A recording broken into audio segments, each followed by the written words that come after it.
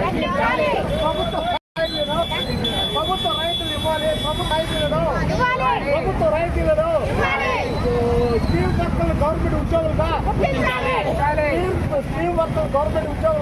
Steam వర్కర్లు government ఉద్యోగులుగా సమస్యలు పరిష్కారం కావాలంటే పోరాటం. సమస్యలు పరిష్కారం కావాలంటే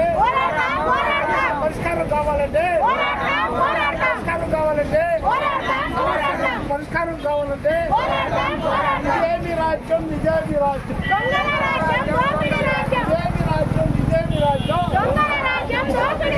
పోవాలంటే పోరాటం రావాలంటే వర్ధిల్లాలి కార్మిక ఐక్యత.